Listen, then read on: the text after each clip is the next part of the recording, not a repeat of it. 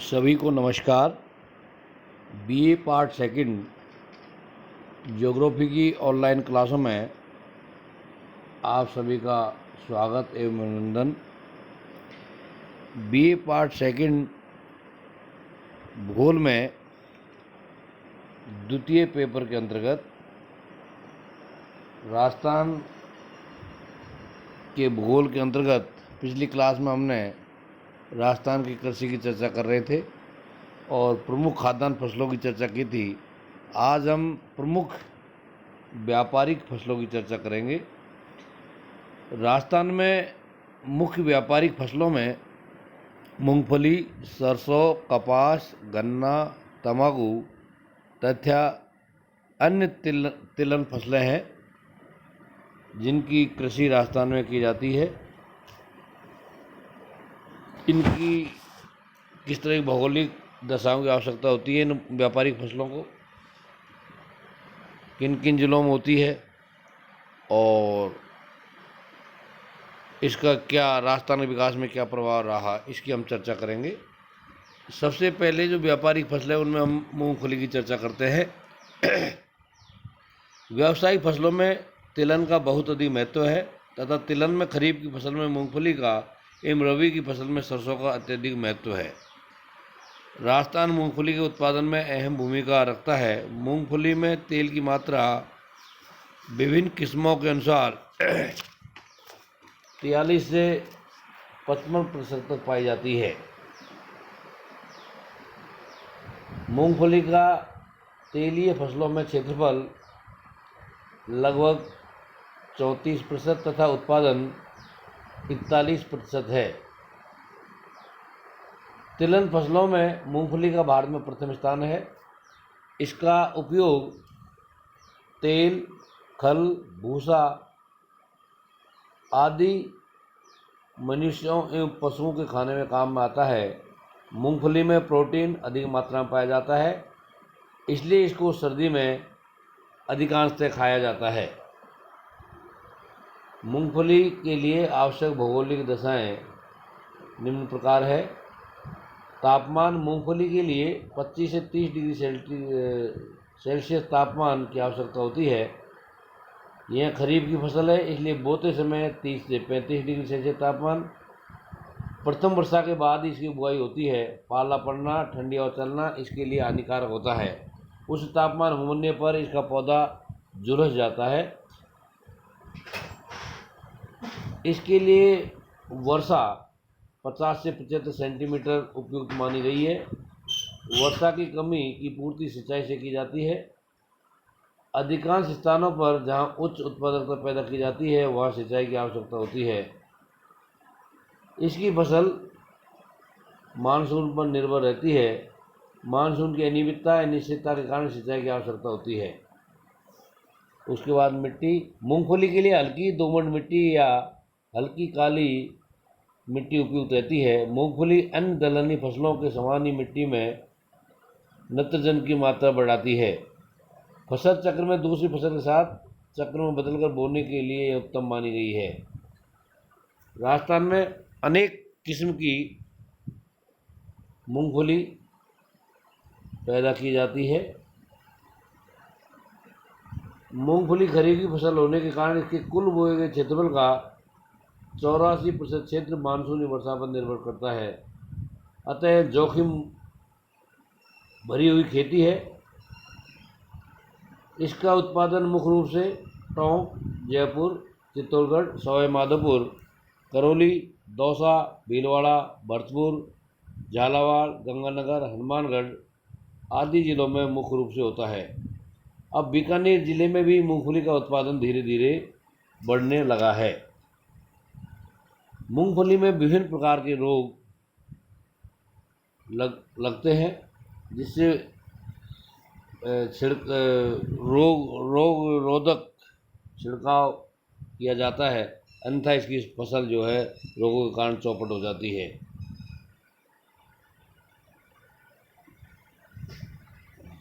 दूसरे नंबर पर है सरसों। देश में हरित क्रांति, नीली क्रांति के बाद अब पीली क्रांति का जन्म हुआ है। राजस्थान में पीली क्रांति मुक्त सरसों क्रांति का ही प्रयास है। राजस्थान में देश का सर्वाधिक सरसों उत्पादन क्षेत्र में उत्पादन होता है, अतः राज्य को सरसों का प्रदेश कहा जाता है। रबी की फसल में सरसों तिलहन सर्वाधिक उपयोगी, महत्वपूर्ण एवं उत्पादित होती है।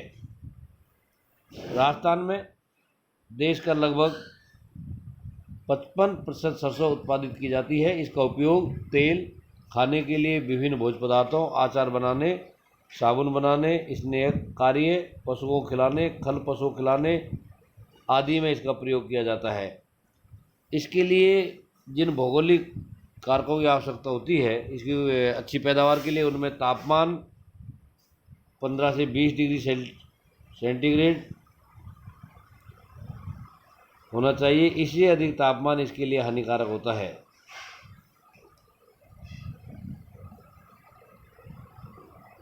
वर्षा लगभग 100 सेंटीमीटर की आवश्यकता होती है। कम वर्षा होने पर सिंचाई के द्वारा भी इसे पैदा किया जाता है। इसकी पैदावार के लिए हल्की चिकनी मिट्टी और दोमट मिट्टी अच्छी मानी गई है। सरसों का प्रमुख राष्ट्रीय अनुसंधान केंद्र सेवर भरतपुर जिले में स्थापित है, जहां पर इसकी अनेक उन्नत किस्में तैयार कर किसानों तक उपलब्ध करवाई जाती है। इसके उत्पादन क्षेत्रों में भरतपुर रीजन सबसे आगे है, जहां राज्य का लगभग 30% उत्पादन होता है। प्रमुख उत्पादक जिलों में भरतपुर, अलवर, धौलपुर, सवाई माधोपुर, करौली जिले प्रमुख है। इसके अलावा श्रीगंगानगर, हनुमानगढ़, चूरू, बीकानेर जिलों में भी इसकी पैदा की जाती है। इसके अलावा टोंक, झालावाड़, बूंदी, बारा, जयपुर, दौसा, सीकर, झुंझुनू, अजमेर जिलों में भी इसकी अच्छी पैदा की जाती है। अन्य तिलहन फसलों में जिनका उपयोग तेल, साबुन बनाने, वनस्पति बनाने, पशुओं के खल के रूप में, पशु आहार, खाद आदि के रूप में होता है, उन के अंतर्गत अलसी, तिल और अरंडी के नाम लिए जा सकते हैं। अलसी का उत्पादन कोटा, बूंदी, झालावाड़, सवाई माधोपुर जिलों में प्रमुखतः किया जाता है, जहां राज्य की 75% से भी अधिक अलसी पैदा की जाती है। इसके अलावा चित्तौड़गढ़, सीकर, टोंक, भरतपुर, बूंदी, भीलवाड़ा आदि में भी इसका उत्पादन होता है। तिल का उत्पादन क्षेत्र उत्तरी पश्चिमी राजस्थान है। इसके प्रमुख क्षेत्र नागौर, कोटा, पाली, जोधपुर जिले हैं। इसके अलावा चूरू, गंगानगर, सीकर, बीकानेर जिलों में भी तिल की पैदा की जाती है। अरंडी का उत्पादन मुख्यतः जालौर, पाली, सिरोही, बांसवाड़ा, करौली जिलों में किया जाता है। इसके बाद में जो प्रमुख व्यापारी फसलें हैं उनमें कपास का नंबर आता है। कपास का भारतीय अर्थव्यवस्था में महत्वपूर्ण स्थान है। रेशे वाली फसलों में यह सर्वोपरि है। राजस्थान में कपास की खेती सभ्यता के विकास के साथ ही की जाती रही है। यह उष्णकटिबंधीय पौधा है। इसका उपयोग मुख्य रूप से वस्त्र बनाने, इससे निकले बिनोले से पशु आहार और वनस्पति तेल तैयार किया जाता है। इसका डंठल छप्पर बनाने, ईंधन, दीवार के विकल्प, फेंसिंग आदि में काम में आता है। इसके लिए जिन भौगोलिक चीज़ों की आवश्यकता होती है उसमें तापमान 20 से 30 डिग्री सेंटीग्रेड और 90 दिन पाला रहित होने चाहिए। ठंडी हवा इसके लिए नुकसान करती है। इसकी पैदावार के लिए वर्षा 50 से 100 सेंटीमीटर अच्छी होती है। इससे कम वर्षा वाले क्षेत्रों में जैसे हनुमानगढ़ और गंगानगर में सिंचाई के द्वारा कपास की पैदा की जाती है। मिट्टी कपास के लिए नमी युक्त चिकनी मिट्टी या काली मिट्टी होनी चाहिए, जिसमें पानी की नमी अधिक समय तक बनी रहे। दक्षिणी पूर्वी राजस्थान में काली मिट्टी क्षेत्र में कपास का अच्छा उत्पादन होता है।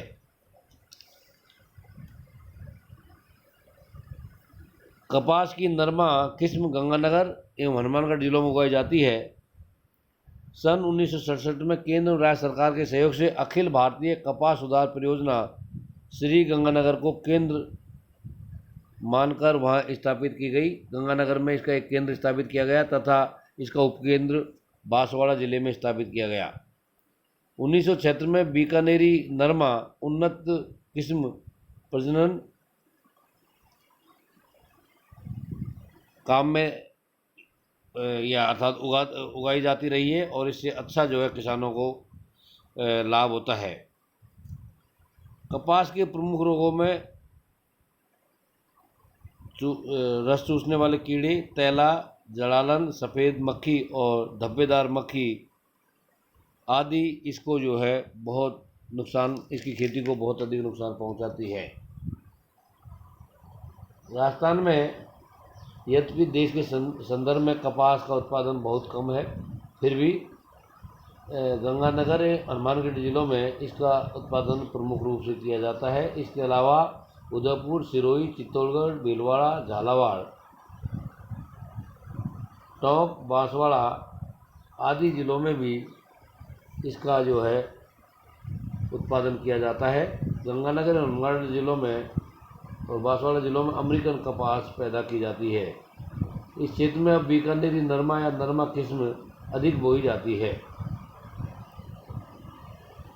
कपास की पैदावार बढ़ाने, कपास उत्पादन को अंतर्राष्ट्रीय मानकों स्तर पहुंचाने तथा इसकी किस्मों में विकास के लिए कपास तकनीकी मिशन योजना का श्रीगणेश सन 2000 में किया गया, जिसके लाभ किसानों को मिलने लगे हैं। इसके बाद में आता है गन्ना। गन्ना उष्णकटिबंधीय फसल है। इसका उपयोग गुड़, खांड, चीनी, शराब, मखाने आदि बनाने में किया जाता है। इसके अपशिष्ट का प्रयोग पशुओं को खिलाने, गन्ने के रस से दारू, शराब आदि भी बनाई जाती है। बचे हुए अपशिष्ट से कागज़ और खिलौने भी बनाए जाते हैं। गन्ना उत्पादन के लिए निम्न भौगोलिक दशाओं की आवश्यकता होती है। तापमान, औसत तापमान 15 से 25 डिग्री सेंटीग्रेड होना चाहिए। कम तापमान पर पौधों में अनेक बीमारियां लग जाती है। अधिक तापमान होने पर गन्ने में रस की मात्रा कम हो जाती है। गन्ने की खेती के लिए वर्षा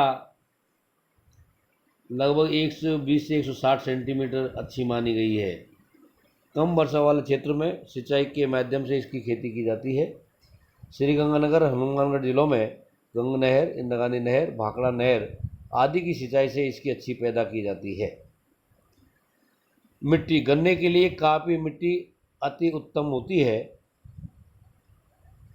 इसके अलावा काली दोमट मिट्टी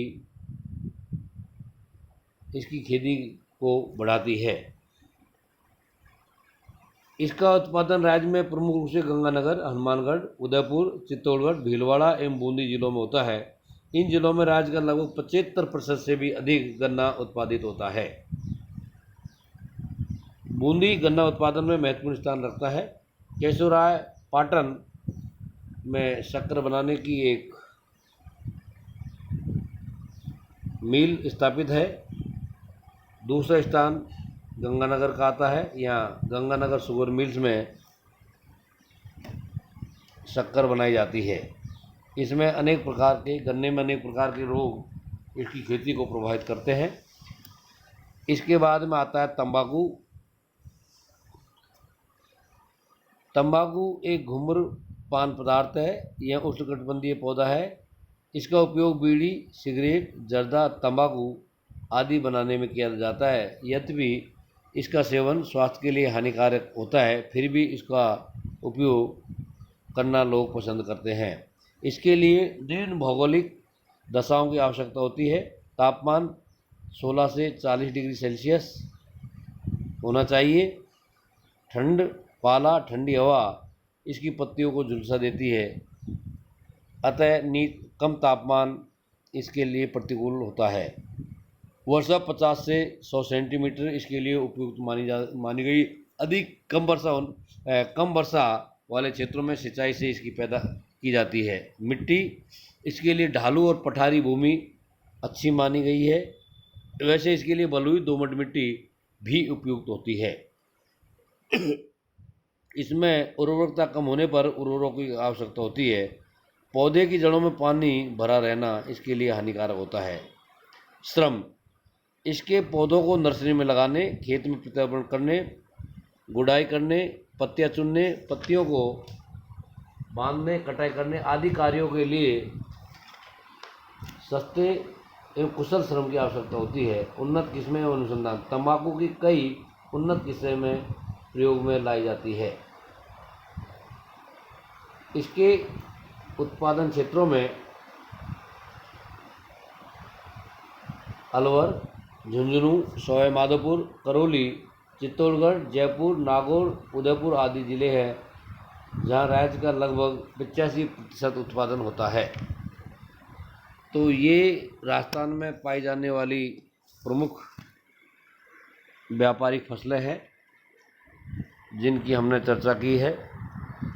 राजस्थान देश की आज़ादी के समय कृषि के क्षेत्र में बहुत पिछड़ा हुआ था, लेकिन केंद्र और राज्य सरकारों के प्रयासों से यहाँ विभिन्न योजनाएं चलाकर किसानों को विभिन्न योजनाओं से जोड़कर उन्हें विभिन्न तरह के लाभ पहुंचाए गए और किसानों को कृषि के प्रति जागरूक किया और विभिन्न सुविधाओं के चलते आज राजस्थान में खेती की अच्छी स्थिति है और विभिन्न सिंचाई परियोजनाओं जैसे गंगा नहर, भाखड़ा नहर, इंदिरा गांधी नहर, माही परियोजना, चंबल परियोजना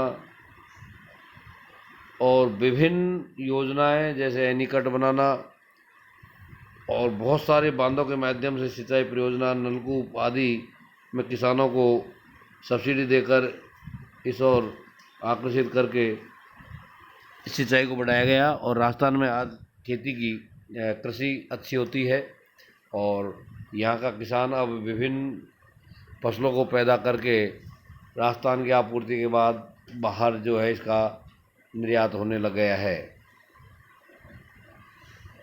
वर्तमान समय कोरोना महामारी का चल रहा है, अतः बहुत सावधानी से रहना चाहिए। जहाँ तक संभव हो सके घर से बाहर ना निकलें, मुंह पर मास्क लगाएं, सैनिटाइज से अपने हाथ धोएं, 2 गज की दूरी बनाए रखें और समाज में इसके प्रति जागृति लाने के लिए प्रयास करें। धन्यवाद।